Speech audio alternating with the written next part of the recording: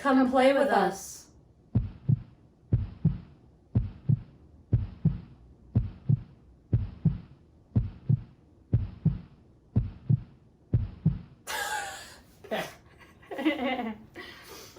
Cut! Okay. Nailed it! Never again. Hi, what's up? Hello. It is Katie here, and Grace. Before we even get into what this vlog is about, let me tell you a little fun factoid, okay? The children in The Shining, the twins, in the book, their last name is Grady. Excuse me? They don't tell you what their names are, but their last names are Grady, and that's what the manager at our job calls us. Because it's Grace and Katie, it's Grady. Yeah. So, like, this was made for us, you know what I'm saying? Clearly it's Halloween. This vlog is gonna be my Halloween vlog, so I read Head Full of Ghosts, I read Kill Creek, I read Dolores Claiborne. I think I read something else. Honestly, it's been a couple days and I don't even remember, but that's what we're gonna be doing in this video. Clearly, Grace and I are having a full moment. Look how cute we are. Are you fucking kidding me? Like, hello? We're here to haunt your dreams, but like in a sexy way. Yeah. So we're about to go to work looking cute as heck. So the Halloween day will be the last day of the vlog, but I hope that you enjoy. I will have Grace's Instagram linked down below if you want to follow her as well. And let's head right into the spooky reads.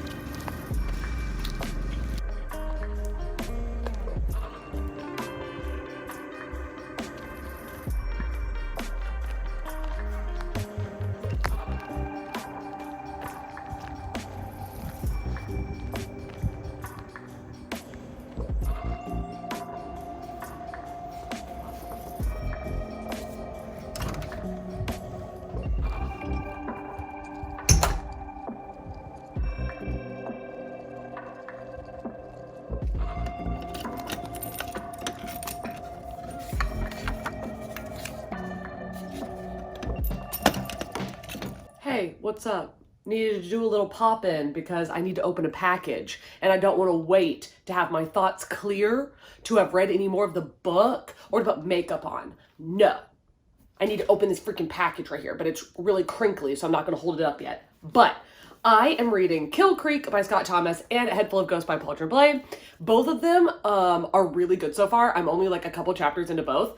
A Head Full of Ghosts I'm reading physically, and then Kill Creek I am listening to the audio. I just started it. I'm only like 10 minutes in. From what I've heard from Gabby Reeds, who is the one who made me pick up this book, because she said it takes place on Halloween.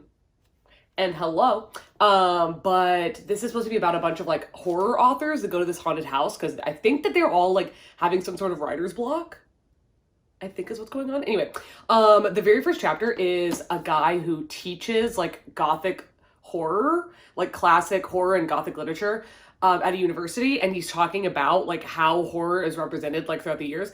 And that chapter, like that's all I've read so far, and it's so good because something I thought was interesting is he's saying that usually horror is contained to one specific thing, one specific location, and it's like whenever you're watching a movie or reading a book, it's always the like main character's bad. It's their bad for going and poking the bear, basically. Like, oh, in a Texas Chainsaw Massacre, if you just hadn't gone to Leatherface's house, you'd still be alive. Like Nightmare on Elm Street. Why'd you go to Elm Street? Like, hello? Like, just stay away from there. Like, just stuff like that. Those things are very interesting to me. I think that is very intriguing. Like, I never thought about that, like in terms of horror, where it usually is kind of scares you because it is like your fault in some way. Kind of. Anyway, really liking this. And then I am reading A Head Full of Ghosts. Look how freaking floppy this is. I love it. I read Cabinet at the End of the World, which is another book by him, and absolutely adored it. It's one of my top 10 favorite books of all time. I do need to reread it at some point. But this is very, very easy to read. I'm really enjoying it. As far as I can tell so far, this is about this family who, they have two daughters, Marjorie and Mary, and then the two parents And the older daughter, Marjorie, is being like really creepy.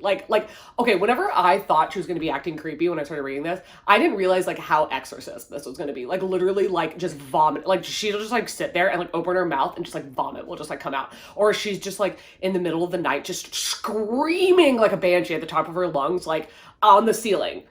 Like, get the ghost out of my head. Ah! And I'm like, oh my God. Like, it's like crazy. So I'm pretty sure that what goes on in this book, even though you'd think I'd already know by now, but we're taking a while of exposition of flashbacks to when they were children. But I think what's going on is that they got a priest involved, I think. And like this broadcast company is making a show about this like haunting possession thing. And I think that in the present day, you're trying to figure out like if it was real. And it's like another like kind of 60 minutes with the younger sister asking like what happened and if it was real. And you're getting like flashbacks of her memory from when she was a kid. And you're also getting a blog that's like posting about what's going on and thinking it's not real. And then you're also getting like someone in the present day interviewing the younger sister asking about what happened. There's a lot going on. Anyway, I'm really liking it. They're both scary. Like, well, I mean, I can't say this is scary. I haven't started it yet, but I think it's going to be. But this is scary. Like, bro. But the reason that I wanted to pop in was I wanted to open this package because I've been doing my 2022 reading journal. What's up? I know. I just need a project right now. And I've been doing that.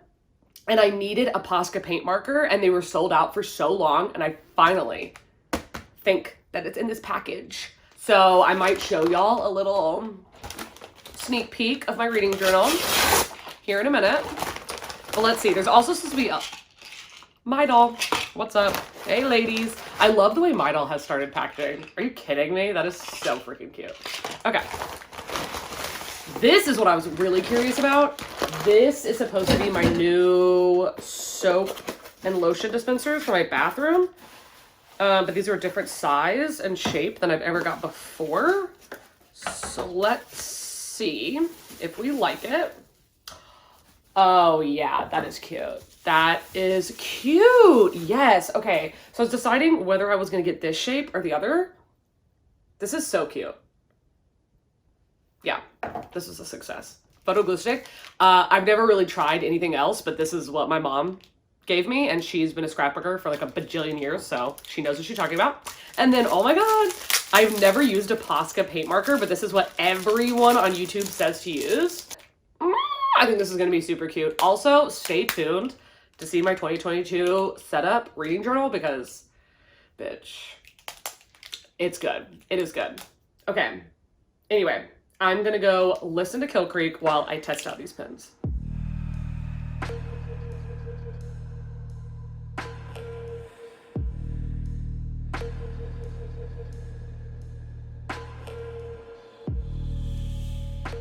It is a while later now. I ended up doing a delivery for work, so I was driving around a lot and had my headphones in while I was like packing and getting stuff and all that. And then I went to Michael's. Actually, let me show you a little haul. So I went to Michael's and I was listening to the book there, and I got some gray toned Tombos. Like I got a black, dark gray, a bluish gray, and then a light gray. And then I was not going to pick this up, but I tested it and it was the only one they had. It's this, I think it's new, Pentel Milky Pop, and it worked really well. Better than the one that I have now. And then I got another 08 micron. This is the one that I use the most. And I just started a new one, but I was like, I need to have a backup. Anyway, when you get a journal, you're like, I need all these things. And then I got this because all I have are the inserts. I didn't have the actual do-me-dad. But anyway, so I was listening to this book and I got to page, oh my God, what am I on? 130? Got to 130. And I have a lot of things to say. One, I was wrong originally when I said that they were going here because to cure their writer's block. Technically, they all do have something going on. Like one of them, it's like writer's block. One of them, it's like his books aren't selling the way that they used to. One of them, like he feels like he's too old, and now his genre, like the way he's writing, only is like a classic and it's not being picked up by the new generation or whatever.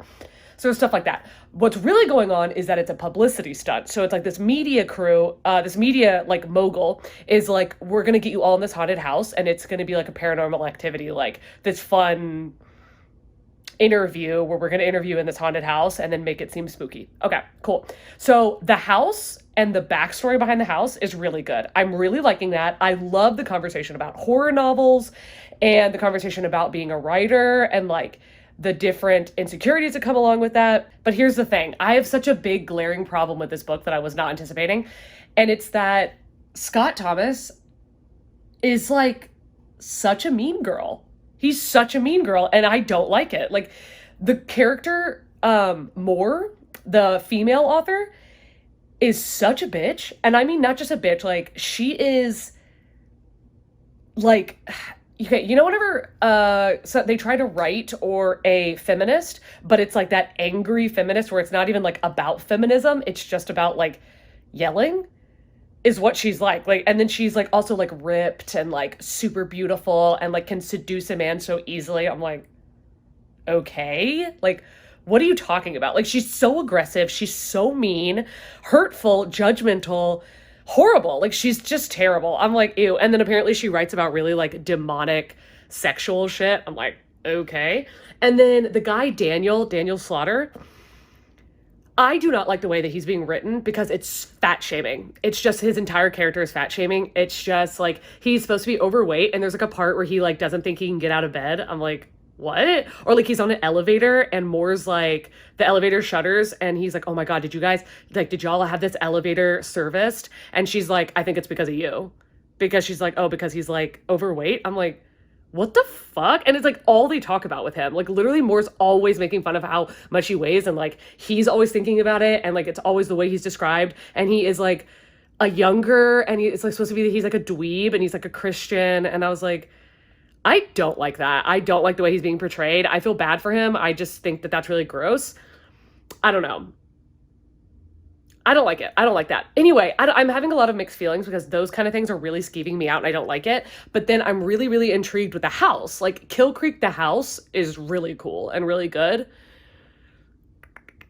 So yeah, that's all I have to say for right now because I'm really hoping that I can push past this or he'll stop doing it. I doubt he will. Anyway, I'm going to go do more work on my journal and make some dinner and keep reading this book. Why do they talk about Moore's boobs so much? It's always like, oh, her blouse, like only one button, barely able to cover up her breasts. I'm like, okay. So we're getting all this description about her boobs, but then another one of the main characters apparently is like covered in tattoos and they have not told me like one single tattoo that he has though. Like you can give me that detail. Like what did he get tattooed? Because that's important. Like I want to know that. But no, we don't need to know that. We just need to know that Moore has boobs and that Daniel's overweight. It's like, it's so annoying because there are, I just wish the author wasn't doing this. I wish Scott Thomas would just shut up with this like really rude, I don't know, descriptive shit. I'm not liking that, but there is a lot of other stuff about the book I am liking. But also, I'm halfway through the book now, and like, we kind of have only just now started getting into like what's going on, and it's not what I was expecting at all. You know when you watch a movie and somebody like steals an artifact and then they're cursed after that because they stole the artifact? That's kind of more the vibe of this book than like, oh, they go to a haunted house and then weird shit happens, which like does happen. But I'm halfway through the book and like, I don't want to spoil anything. Anyway, I'm gonna get back into it. Hold up. I only got 2 more minutes in before I was like, oh, I've got to tell you about this. Like, this is what I mean by like, what is he doing? Like Scott Thomas, like, do we need to have an intervention? Because you're not okay. That girl Moore, that they won't stop talking about her boobs and that she won't stop being like aggressively, like an aggressive, angry feminist. Like there's another word for that. Like she's taking the word feminism and like obliterating it, because feminism, which I am a feminist and completely believe in, It's like the way that people portray being a feminist, that's like this hyperbolic, horrible thing, which is not what it is. Anyway, whatever. Um, we are in her house right now, okay? And when I tell you that the artwork on this bitch's wall, like, what are you talking about? Like, what? Like, she literally has artwork of a kid looking down the barrel of an assault rifle. A kid, a child. The fuck? Like, that's what she thinks is art in her home. And then also there is one of a hand. It was like a fist clutching a penis, and then both of them were wrapped in barbed wire. It's like more as a character that I feel like the author thought that women were gonna love, and he took it so far, and I am not enjoying myself. I'm not enjoying myself. Okay, for real this time, we're gonna get back at it. Oh my god. It is like 1:40 a.m. or something, and I only have 2 hours left of this book, like you see, and I want to finish it. I want to finish it. I want to know what happens. Like, I want to know what, I mean, okay, it's like, it's just, the end is like, it's not close, but it's like, it's so close. You know what I'm saying? And I just want to know. I just want this story to be over. Like, I want to know what's going to happen. Still doing my journal, obviously. Started some laundry. Why do I do this to myself? Okay. I may be finishing this book tonight. I don't know. We'll see.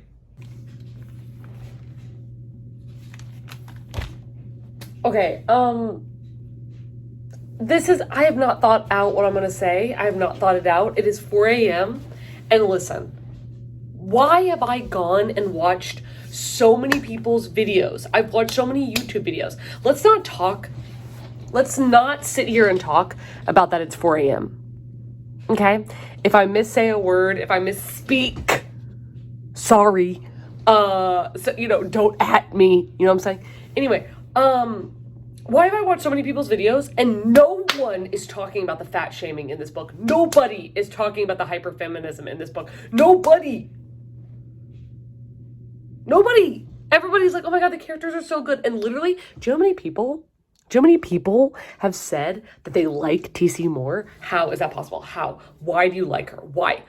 Because the author is forcing her down your throat saying you're supposed to like her, but he's making her the most unlikable character of all time? No, like, I'm literally sitting here feeling like I need to educate people. I'm like literally reading this book going, how are you guys not recognizing that what this author's doing is not okay?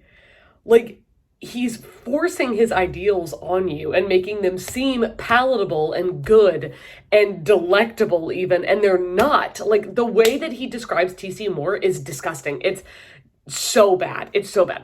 The way that he describes Daniel Slaughter, disgusting. Like, literally the fat phobia, the fat shaming in this book is horrifying. It's so bad. It's disgusting. Like, the way that his poor, beautiful wife, is just trying to love him. And it's seen like she's like, oh, it's a pity that she's with him or something. It's so gross. And then, of course, the guy that you root for, Sam and Sebastian, are just like the random dull white men.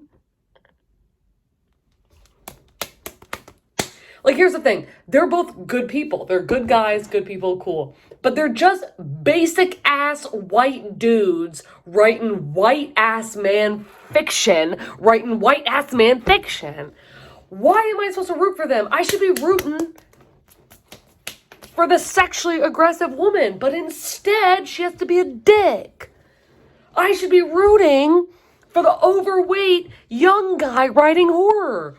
But no, he has to be a dweeb who everybody's making fun of.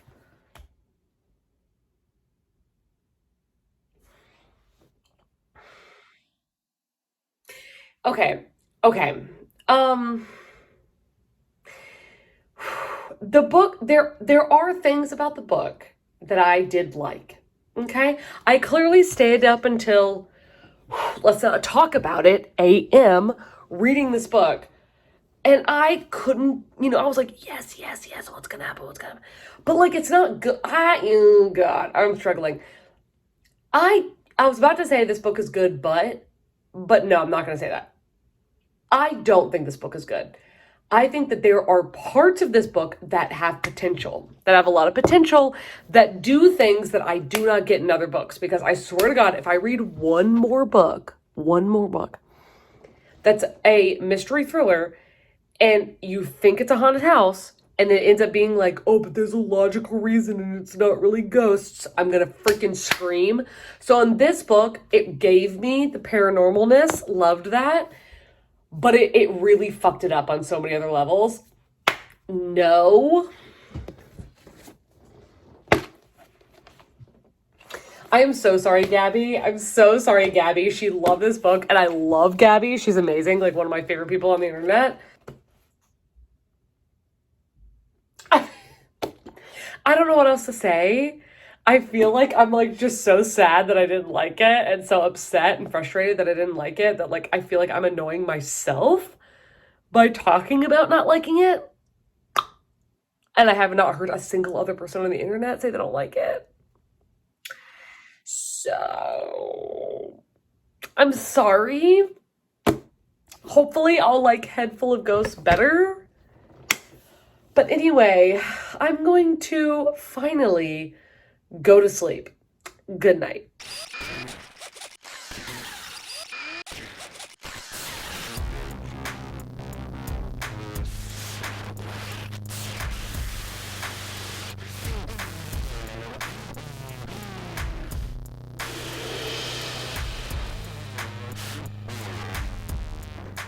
This has been my perch for the last hour. Look how comfortable this looks. I've literally just been laying here reading A Head Full of Ghosts, cuddled up in my blanket and laundry that I haven't folded. Was I laying on top of this laundry? You bet your ass. What do you think I'm gonna do? Fold it? Hilarious. Anyway, I was reading that, still digging it, like still really digging it. I am very confused, very intrigued. But I have been watching a lot of YouTube videos about Kill Creek.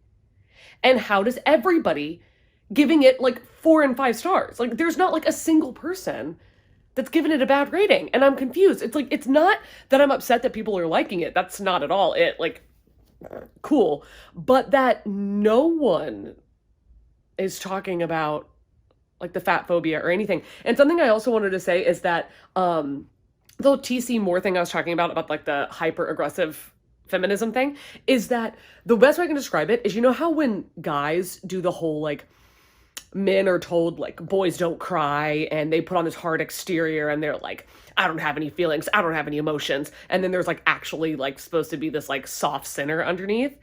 But then women nowadays are like, oh my God, we're sick of it. We're sick of it. Can you just like talk about your feelings for like a freaking second? So that's what TC Moore is doing in that book. She's like doing that man thing. And the author's acting like it's cool that she's doing that. And I'm like, I don't want to see a woman like lowering herself to a man's level. Like I want to see her living up here. You know what I'm saying? Anyway, I need to stop talking about it. I'm sure so many people are so annoyed by me talking about this. Anyway, I did that. And then yesterday I read the entirety of Dolores Claiborne by Stephen King in one sitting. I posted on Instagram, me actually wearing this, and said, should I pick up Kill Creek or Dolores Claiborne? And it was 50-50, the comments that I got, like literally 50-50. I was so surprised because nobody talks about Dolores Claiborne, like period, no one. And I saw Mayana say that it's her favorite Stephen King. And I was like, what? And it's always a half price books because nobody buys it, I guess, I don't know. But I picked it up on audio. And when I tell you, it's one of the best audiobooks I've ever read, like period.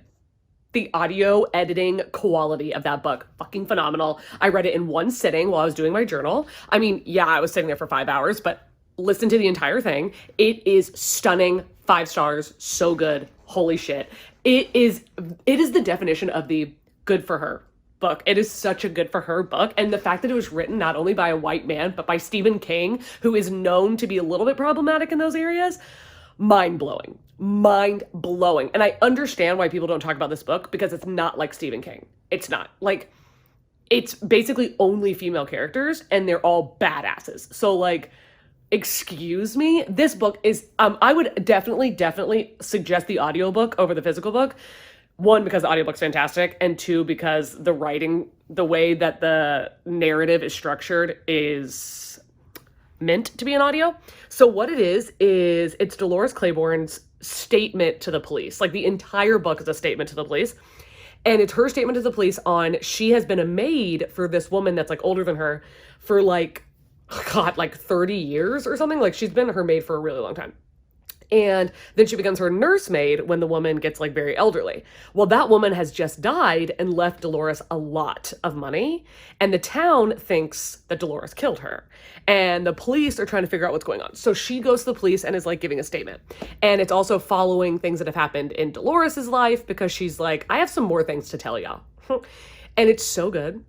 It's so good. And the audio is like, it was like a play. It was so good because she's sitting there and you can hear the chair creak when she sits down or scoots the chair closer, and she'll be like, oh, pass me that Jim Beam. I know it's in your desk. And you hear the drawer open and you hear the bottle on the table and like you hear it swishing and then you hear it going into the glass. You hear her drinking it. It's like fucking insane. The audio is so good. Like it's so good. And the narrator for Dolores is so Kathy Bates. Like so phenomenal. Anyway, absolutely loved that. Really good for this like kind of thrillery vlog. And the next audio I'm going to pick up is Sherry Lapina's Not a Happy Family. All I know about this just came in on Libby, so that's why I'm going to pick it up for this vlog. All I know about this is it is about a very rich, problematic family who has a lot of like family drama. It's supposed to be like a little bit Knives Out. And they all have a family dinner. I think it's 3 siblings and the parents. They have a family dinner in which at the end, I think at the end of the dinner, or maybe by the next day, the parents are dead. And people are thinking that it's one of the siblings because they are going to inherit a lot of money. I don't know. I'm going to start this. It seems pretty short. So I might hit you back up at the end of the day and tell you what I'm thinking.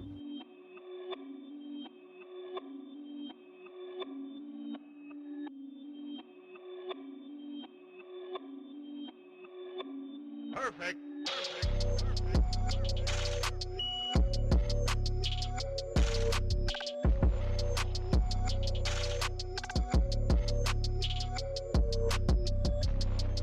Hello, happy Halloween. Oh my God, I'm so excited. Grace is coming over right now. She's in the parking lot. That's her. We're dressing up as the Shining Twins and we both work today. So she came over to put her makeup on so we can do that together. I'm so excited. Hold up. Happy Halloween. Ooh, happy Halloween. Oh my God, I'm so excited. You guys, you're not ready. This looks like a sack, but trust me, it's gonna be worth it.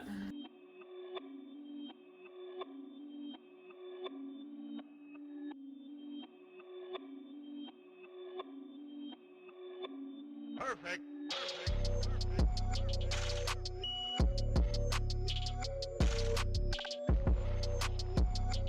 This bitch said, my hair is oily, so I need to wash my hair, but I already started putting on my makeup. How can we do this? And I was like, where there's a will, there's a way. Are you kidding me right now? This is like she's washing her own clothes, like she's a freaking pilgrim.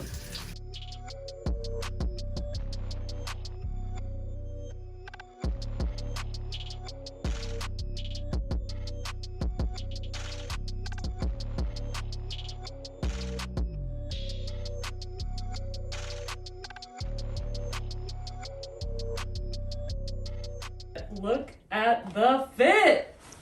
Nice. Grace coming through with the fit and the socks. Katie coming through with the looks. Stunning. Stunning. She's giving you Kruger. She's giving you King. She's giving you Michael. She's giving you Jason. Oh my God. Hello? Who is she? I can't. We're literally so cool. It's like embarrassing for everyone else. We're also the only people at our restaurant that's dressed up. Literally. Sad for them. Hey, what's up? Look how cute we look. Are you kidding me? Hi. Oh my God. Okay, we're about to go to work looking like this and no one else but us is dressed up. You're welcome. I was like, Grace and I are going to be the only people on the floor. Like every year. Every year we're the only ones that dress up. Literally. Oh my god, last year I did a Halloween vlog. Yeah, you did. Nice. So, Grace, I'm going to review Head Full of Ghosts real quick. Okay. So, here's the thing. I think I told you about this, that it's like the sisters, and one of them is like, they think she's possessed, and then they do like a documentary like show about it. The show gets famous. Okay, here's the thing. I feel like I'm giving this 4 stars with a couple caveats. I really enjoyed it, read it physically, thought it was really, really good, because I like Paul Tremblay, I like his writing, and the thing I really love about Paul Tremblay is that the same thing that happened in The Cabinet End of the World, where the reader like does not know what's happening. And you're so confused, and like as a type 6 trying to look at shit from every angle and being like, well, they said this at this time and they said this. I still, to this day, to right now, I just finished this book, I do not know if this girl is possessed or not. Like, you just finished it? Yeah. That's what I was gonna ask you, if it was a open ending or whatever that he does. A lot. Yes. It is an open ending. I do not know if this girl's possessed. I feel like she is, but I definitely see why people would say she wasn't. I will say this book was scarier than I thought. The kind of possession things, like there's literally parts where she's sitting there at the dining room table and all of a sudden she opens her mouth and just vomit comes out. I hate that, yeah. It's very like The Sixth Sense. That was like the scariest part for me, was when the girl like vomits. Yeah! It's really creepy, like really creepy. So that was really good. I liked how creepy it was. I really liked the POV of the 8-year-old girl. I don't understand how Paul Tremblay wrote a child so believably. Like, I felt so bad for this girl. Mary, she came off like so naive. So like she came off exactly like what I think a child would say, what they would think about what was going on, how they would react if this was a member of their family, why they would lie for their sister, like why they would do these things, because she's 8 years old. She doesn't know. Like, if your sister says do this, you're gonna do it because it's your older sister. So I really liked that. I will say that the inserts, and this is kind of like a little bit similar to the Misery chapters, there's inserts of a horror blog that's being written about the show and trying to debunk the show. They were so long and just giant paragraphs of text. It was a slog to get through. Like, good Lord. I did not like that. It was really long, just too difficult. And also, when you find out, like, the backstory of this blog, it was very gratuitous. Very gratuitous. I didn't really care for that. I didn't like that. I'm not gonna like spoil anything, obviously, but I just didn't think that that needed to be in it at all. I think that what it should have been is, instead of the blog, I think it should have been like what I thought it was gonna be, which was like a 60 minutes. That should have been the only thing. That would have been cool. Yeah. Like interviewing the sister or something, that would have been good. So I'm gonna give this 4 stars. I really liked it, and this is funny because McKay just read this as well, and he gave it 1 star, hated it, told me not to read it, it was super boring. I'm giving it 4 stars and loved it, but I gave The Patient by Jasper DeWitt 1 star, and he is like so mad about it. He's like, that book is amazing! I'm like, sorry. But anyway, what can we say? Let's see. I finished that one, I gave it 4 stars. I gave Kill Creek 1 star. Come for me. If you saying that book is 4 or 5 stars and you are literally gonna look me in the eye and say it's not fat phobic, absolutely not. No. So I gave that 1 star, and I gave Dolores Claiborne a shocking 5 stars. Stephen King, hello? What? Shook. If I read something else in this video, I don't remember it. So that speaks for itself, I suppose. But I hope that you had fun watching this video. Grace and I are about to drink a margarita, or more, we don't know. And we are going to go to every single table and just be like, hi, what would you like to drink? Like, we can only say like 3 things. Hi, what would you like to drink? Are you ready to order? How's your food? And that's it, period. And get out of there. So if you've gotten this far into the video, what emoji should they leave? Oh, what emoji? A ghost? I did that for the last video. That's a good idea, though. That's a good, I don't know. What are you thinking? What's another one you think about for Halloween? Or, no. Do the twins. The 2 girls. The twins. Yes. Oh my God. Okay, do that. And then I've been reading way too many like horror and thriller vlogs, videos. I've been reading videos and vlogs. And Good God. I've been reading too many horror and thriller books, and I feel like I'm a little burnt out. So I need you guys to leave a recommendation of a really good one that's going to pull me out. So give me a couple recs for that. I will have my Instagram and my Goodreads link down below, as well as a myriad of other links if you want to support my channel in any other way. that would be amazing. All of that to say, do you know this part? Have an amazing day, evening, night, dusk, dawn, whatever it is you're having right now. And we definitely have to do this at the same time. Okay. And I will see you in a video coming very soon. Bye. That's the only part that I know. Yeah. I just like that noise. I do that when I smile at the restaurant sometimes. Anyway, bye.